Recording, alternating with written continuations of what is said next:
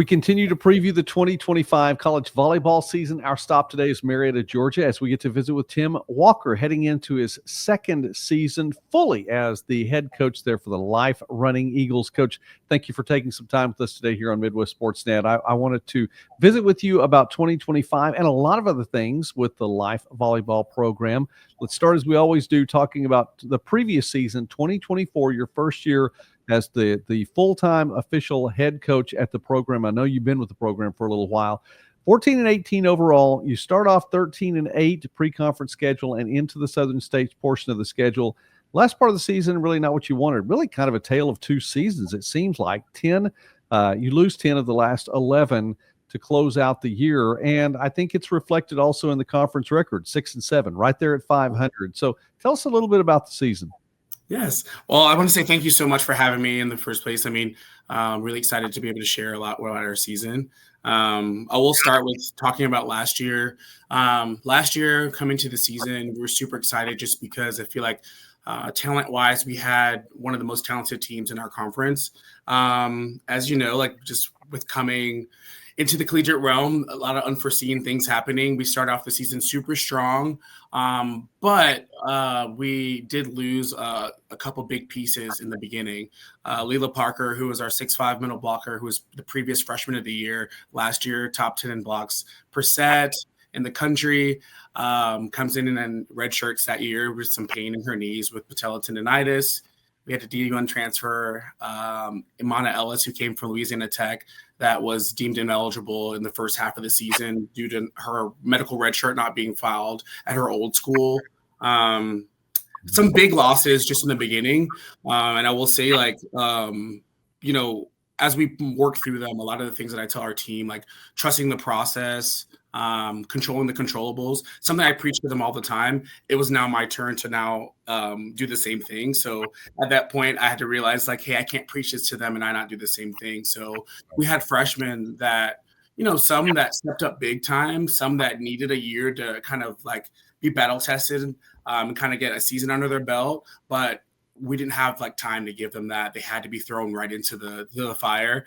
And we're super appreciative for their efforts. Like you said, we started off really strong in the conference and we saw a lot of promise, but as we continued, like we just had some other big losses. Our 6'3" lefty goes out and she actually ends her season mid-season. So pretty tough losses there, but I will say that one thing that I did like is the perseverance, the resilience of this team to continue and finish even through injury was super great. Obviously not the finish that we wanted, but I will say at the end of the season, sitting at my desk, there were some other things that we had to take into account personnel-wise, and a hard place to be in December, thinking like, hey, we have to make some personnel changes. But one of the biggest things I've done since being here is work to protect our environment.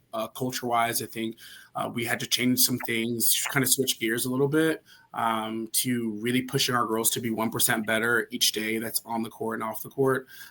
So in order to protect the environment, we did make some personnel changes, and it led us to where we are now in the spring and finishing there. So super excited for what's to come. Okay, well then transition that on into the spring now, as you have some time to look at and reflect on the adjustments. Now they've been made, they're in place. How have the girls gone through the spring? I will say, we didn't compete this spring, which I felt like was super necessary in order for us to kind of like gel a little bit better, kind of work through some of the kinks. Obviously, like losing some of the kids, like releasing some of the players, we had to make sure that no matter what happens in our spring gym, we want to make sure that the girls are getting 1% better and really working on the morale, I would say, like overall environment, the willingness to get better, competition, like their dedication in the training environment. We had a mid-year transfer come in from New Mexico Junior College, Kat Hardardottir. She's actually from Norway. She was phenomenal this spring, but I will say overall as a group, the energy in the gym was so refreshing, so electric. Like their competition level was through the roof. And every single day coming into the gym, not just myself, but you can see the joy and that spark in their eyes. And at that moment, like sitting in the office, I think as a staff, we were like, this is our year. We're super excited. So where things started to look a little like dim, I will say, from last season coming into the spring, I knew that these changes would help kind of push us into a space where we're not only will we be a super competitive team, but we actually have like our success in our hands. So we're really excited for what's to come. Like I said, spring gym was a sight to see. It was just really amazing to see the girls really band together. So we're really pumped for the season. That's encouraging, Coach. That's really pretty cool. All right, let's start talking then about 2025. It's a little bit away right now as of this recording, but I know it's going to be here before we know it. So among those coming back, one of the seniors that will be on your roster this year, Erica Irby, she helped lead the way for you last year. The leading returner in kills per set with 2.66 of those. Talk a little bit about your offense and what that may look like with Irby as well. Yeah, Irby comes in from Gulf Coast Community College. She was a transfer last year. Small in stature, somewhat, about 5'8", but plays like she's 6'4". I mean, huge presence for us offensively. We run a pretty tempoed offense. I wouldn't say super fast or zero tempo, but we definitely have a nice tempoed offense, and I think she fit in very well. What she was able to do for us offensively, I mean, she held a big effort for us on that side. But we're super excited to have her come back in for her last year and kind of go out with a bang. But adding to, the roster, we had some transfers that will be joining us. Sarah Pipping, that comes from, she's actually homegrown from Georgia. She comes from GCSU. She's a D2 transfer. We're excited for her. Another standout, Paola Vega, will come in she's a freshman from Puerto Rico, about 6 foot, heavy arm. Super excited to add her into our offense. Jade Watson, who has actually been here for a couple of years. She was a transfer from Shorter University. She actually is playing lights out right now in the spring. This was her best spring, honestly. She's super strong, super physical. I would say super athletic, but her shots this year, the aggression she's swinging, like she's putting behind her swings, we're really excited to add her into our offense this year. So I would say offensively, like we have a strong, a strong sense of depth within every position. We add Leila Parker back, our 6'5" middle blocker from a couple years ago. She's off of redshirt and now coming in for her redshirt sophomore year. So I think offensively, we'll be able to add a lot more physicality, a lot more variations in our offense. I'm very creative when it comes to offensive sets and plays and things like that. And we definitely have the personnel to do it this year. So I'm really pumped just for what we'll be able to do offensively in our conference this year. It sounds like that, with all those weapons, one of the great things about NAIA volleyball, unlimited substitutions, Coach. So I'm sure that you want to use that to its fullest with all weapons. We're visiting now, by the way, with Coach Tim Walker from Life University. And Coach Walker also, gets to do some work across the metro area over in Gwinnett with the A5 Volleyball Club. And Coach, you get to work with someone else who has some Life volleyball ties there, the facility director, tournaments director, Coach Steve Wilkowski. Do you ever talk about Life volleyball with him? Yes, all the time. Love Steve. Steve is a really good friend of mine. Honestly, I mean, knowing him for the past 10 years, I mean, he ran a great club, NABC, out of Marietta some years ago. And then he started the program here at Life, which was super awesome. So just knowing him and his expertise and just like his background in the sport and his knowledge, I mean, super humble guy, really cool person to talk to, easy to talk to. But he's been like a really good mentor for me, just kind of just displaying like what he's done over the years with Life and taking them from a startup program to, the top 10 in the country. So ultimately my goal here as head coach here is to continue that tradition and continue that work that we started when I first got here. But just to be able to share that background with him being at Life and also share the club space with him is super cool. I have the privilege of working at one of the top clubs in the country. And like I said, our location, A5 Gwinnett, has been super cool. It's been my home for the past 6-7 years now. So I'm really grateful, especially growing up in Gwinnett from end of middle school on. It's been really cool to see for full circle moments working with our director, April Carroll, and some of the coaches that are there too as well. But, they played a big part in just like being influential in my career and just really pushing me in spaces to be successful. They knew me when I was just coming up as a youngin in the group. But it's been really cool just to see the progression, I guess, of myself too. But overall, just over time, the impact that they've had on my career, I'm super grateful. So yes, I'm so excited for what's to come. That's really pretty cool. And I know you have your bachelor's from GTC as well. Yes. So that's cool. Nice to have those ties like that, Coach, and definitely to be able to bounce things off people and talk shop a little bit with just an encouraging and sounding board. Okay, let's go back to previewing 25 then. You were running a 6.2 last year, and you we talked about it just prior to recording, looking to do that again this year. Among those coming back, Gabriela Rivera, she'll be a junior. She was a part of that portion of your offense last year. Tell us a little bit about that area. Yeah, we are coming back this year with Gabby. We will be running a 6.2. We just have a plethora of hitters and a big offensive threat. So we'd like to keep 3 hitters up at all times. So we'll be running a 6.2. And like you said before, like being in the NAIA, the joy of not having a sub cap is super cool. So running that 6.2 can run seamlessly. But Gabby, we're so excited for her coming into her junior year. She came in as a freshman in the 23 season off of an injury her senior year. She actually had a knee injury, which ended her season, her senior year. So she really has worked hard over the past years, just working on strengthening, and then getting back acclimated to the speed of the game and things like that. So she led us pretty heavily last year. A lot of moments where she had to run a 5-1 at some points, but super great leader, super feisty, love her energy. But over the years, she's really taken the challenge. Like I said, her freshman year, she played behind Naomi Eckert-Rivera, who was the setter of the year all 4 years at her old school, came in her 5th year, was setter of the year in our conference, 2 under my direction. Super excited to see her kind of learn from her and then now step into a role last year and really lead us quite well. So we're really excited to have her. We have a couple of other setters that will be coming in. Alanis Calderon, she's also from Puerto Rico. Fabiana Cruz, who will be a freshman.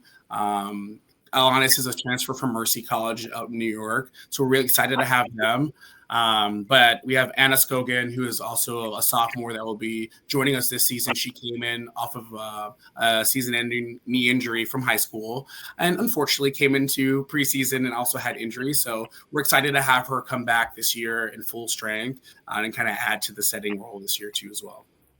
Sounds like you have a nice blend of returning players and newcomers that infusing new life in, along with those who are looking forward to a solid season this year. Okay, one more area we look at, Gianna DeVaron. I hope I got that right. I think I did. I practiced.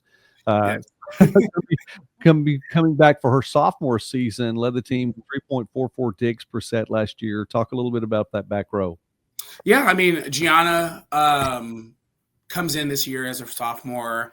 After going through as a freshman, it's super tough, especially from the libero perspective, coming in and leading our back row efforts.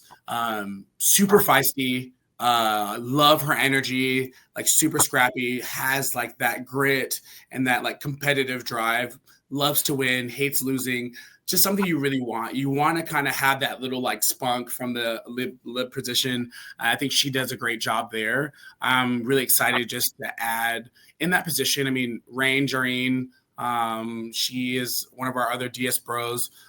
She comes from actually Gwinnett, which is awesome. She played 17s for me at A5 Gwinnett, and was crazy enough to follow me here to life. So we're really excited. Her and Gianna like kind of split the role somewhat last year, but really pushed each other in the gym. So really excited. We add Izzy Segoviana. She is actually from West Georgia, DS Bro, that will come in this year as a transfer. I think what she's going to be able to do for us is going to be super amazing too. But what it does for that group, I mean, as far as leading our back row, it pushes like Gianna, Rain. Gianna's the type of player that it's like she wants the competition and she thrives under pressure. So bringing in some other like heavy, talented or higher capacity athletes in that realm, she's going to really flourish. So we're really excited to see what that looks like for our bros.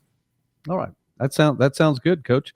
Thank you. I want to. You've been very I'm upfront, and I appreciate that because I feel like we're learning a lot, not only about the university but about you as well.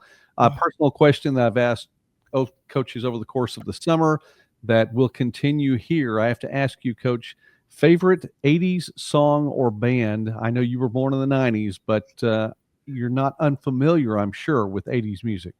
Yeah. I would say favorite 80s song, Phil Collins, In the Air. All right. That has an ominous feel to it almost. You could play that. That could be one of those. It's not really a hype song, but Yeah. you walk in, if you've got that going in the background, I'm sure that players would sense that. Hey, listen, we came to play. Yeah. Something's going down. Most definitely. All right, that's good. I'm just checking on that one. Okay, Coach. Season opens against Emory. Now I know you have the Southern States schedule, which will come into play again. But prior to that, you get a scrimmage with Emory.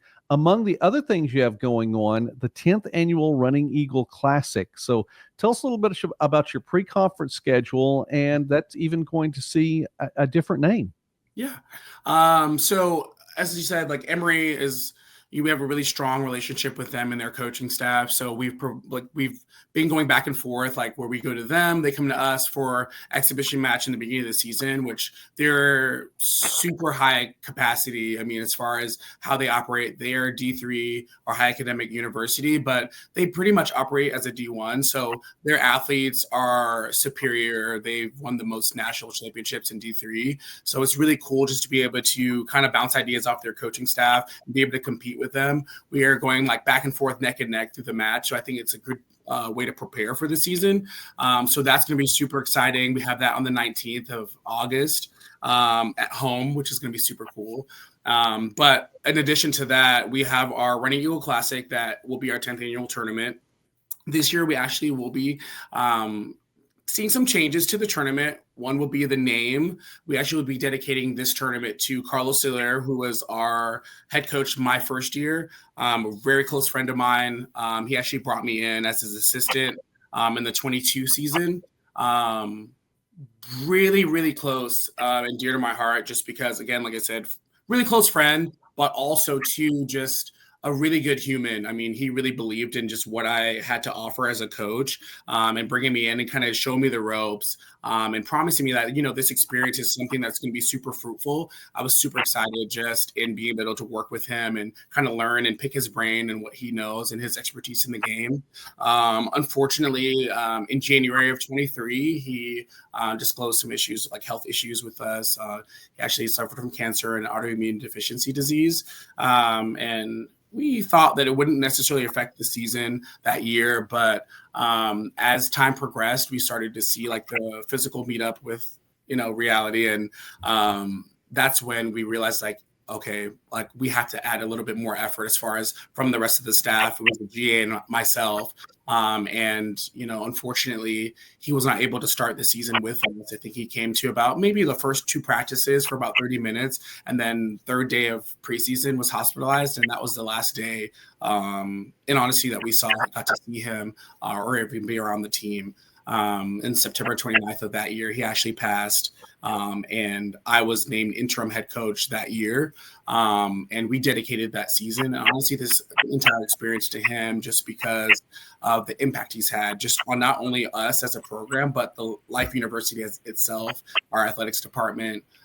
So a lot of the goals and things that we have set and the philosophies that I embody myself were in complete alignment with what he did. So, we know that we're playing for something so much bigger than ourselves, and just our program. So I felt like it was only right to take this opportunity to honor him and celebrate his life, his legacy here at Life by now changing the name of our tournament, and really just raising money for awareness, cancer awareness, HIV awareness, things like that. And we're just super pumped just to be able to celebrate him in such a positive way, and take something that was super tragic for us and heartfelt and help others understand just how deep that relationship was for us. So we're super excited for this year's tournament just because there's so many cool things happening. But, Carlos's mom is a big part of our program. She's super supportive. His family is super supportive. So she'll be around and everything like that. So we're just super pumped to be able to honor him. completely with our home tournament. So super pumped for that. I think after that, we go the next weekend into Truett McConnell, their invitational tournament. We're super pumped for that. Joe Herrera, the head coach there, is awesome, great friend of mine. So we're really good friends, and I think we have pretty much the same alignment as far as mental performance, thinking like how we're going to compete in the beginning of the season. So in preparation for our seasons, we decided that we'd partner up this year. He'll be at our tournament for the Carlos Soler Invitational, and then we'll go to his. We'll return the favor the next weekend. So we're really excited. Full of heavy competition, but early on we get to be battle tested a little faster, I guess, with some big preseason tournaments, and then we go into conference play. So absolutely, Coach, that's I'm encouraged. Looks like that you have a very strong year ahead of you. The possibilities are there for the Life Running Eagles and Coach Tim Walker. Coach, thank you so much for taking time and sharing all that with us today. And we will definitely be following you over the course of this season. We appreciate you spending time with us here on Midwest Sports Net. Thank you so much for having me. I really appreciate it. Thank you.